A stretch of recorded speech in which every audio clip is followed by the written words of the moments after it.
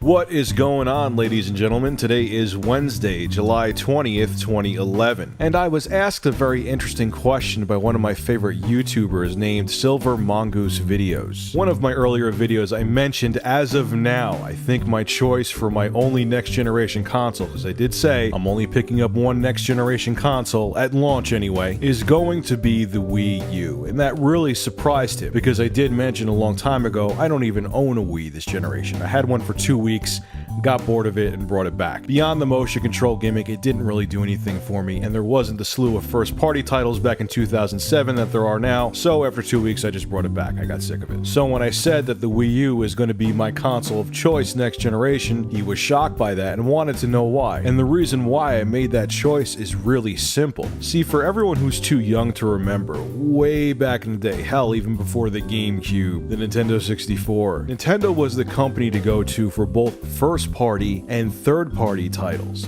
You could pick up a Super Nintendo and know that you're going to get amazing first-party exclusives, and you were going to get superior multiplats. Say like Mortal Kombat 2, for example. Mortal Kombat 2 on the Super Nintendo blew away Mortal Kombat 2 in the Sega Genesis because it was a more powerful system. So you had the best of both worlds. And honestly, Nintendo hasn't had that stronghold where they had awesome third-party developed titles and first-party exclusives all on one console. Really, the only reason to pick up a Nintendo console, whether it be a Nintendo 64, a GameCube, or a Wii, was for the first-party exclusives. Especially with the Wii, most of the crap that comes out from third-party developers is shovelware. But now, finally, Nintendo, after 15 years of being thick, realized, hey, we need to develop a capable console that's easy to program for, that will cater to both hardcore gamers and casual gamers. Hallelujah, they finally came around. What I'm seeing with the Wii U, and to answer Silver Mongoose Video's question, is that this may possibly be the next Super Nintendo, where they're going to have the awesome third-party titles combined together with the amazing first-party titles that Nintendo's notorious for, all under one roof, aka one console. And it's funny how things with Nintendo are coming around full circle as I am an adult, because I really do want one system that will give me everything.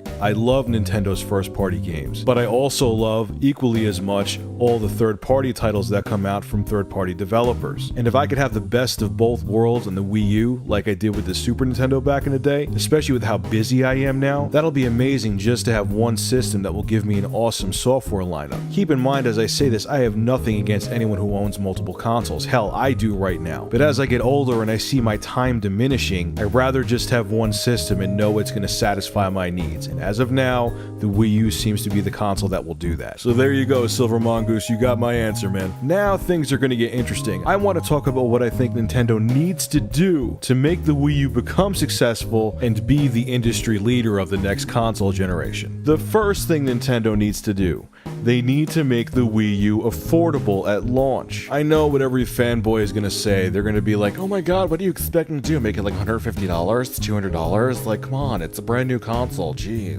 No, I'm not expecting that. Personally, to me, I think the sweet spot for the Nintendo Wii U to launch at is $350 US. It's not unrealistically cheap, but it's not PlayStation 3 launch expensive. And even though there's going to be a few people that still can't afford it at launch, $350 US doesn't seem like an out-of-reach number. Nintendo has to remember there's still a very big recession going on globally, and making the Wii U $400 plus at launch will be a very bad idea. They're better off taking a loss in the beginning so they could get market penetration and recoup the money later on when the technology inside the Wii U becomes cheaper. The second thing Nintendo needs to do, and this may be the most important thing they do with the Wii U, the system needs to launch with killer apps, both first-party exclusives and third-party titles. This should really just be common sense, and I shouldn't even have to mention it, but look at what Nintendo did with the 3DS launch. They brought out a portable console with no killer apps, and now it's faltering in the market. History should have taught all the hardware developers this hard lesson. It doesn't matter how amazing your hardware is, if there's no software to back it up, no one cares. And if Nintendo doesn't have killer apps when the Wii U launches, people won't run out and buy the system, and it will give them time to think about the competition, and they may just hold off on a Wii U altogether. So Nintendo, you should know from history, you should know from what just happened with the 3DS, launch this console with must-have titles. The third thing Nintendo needs to do with the Wii U is make sure that the Wii U's gaming network, whatever they're going to call it, is flawless as soon as the system launches. It needs to be equal to, if not better than Xbox Live. It needs to have innovative features. It needs to have an excellent online store.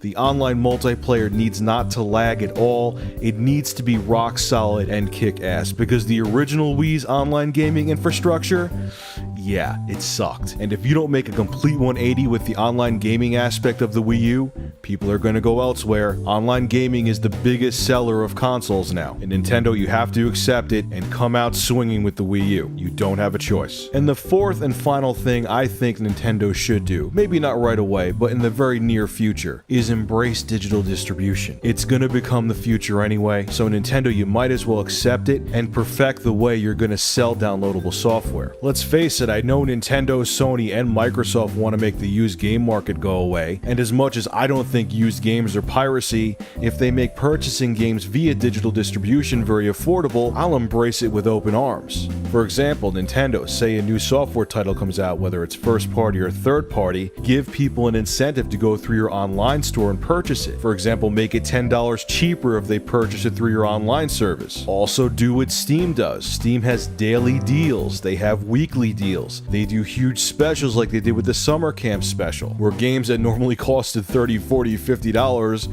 were $5, $10, or $15. If you do things like that, the people that are very skeptical of digital distribution, who may actually veer away from gaming because it makes them so uncomfortable, will be more tolerable and accepting of it, and will realize the benefits of digital distribution and accept it when it becomes the only way to purchase games in the somewhat near future. Be the first to embrace new trends, Nintendo, not the last, like you always are. So anyway, ladies and gentlemen, get naked and tell me your thoughts on this in the comments section below. Is the Nintendo Wii U going to be your console of choice? And do you agree with my 4 thoughts on what will make the Nintendo Wii U successful? Let me know what you think, and as always, thank you for supporting Review Tech USA. And make sure you're actually naked when you write the comments, because if you aren't, I'll know. Trust me, I'm watching.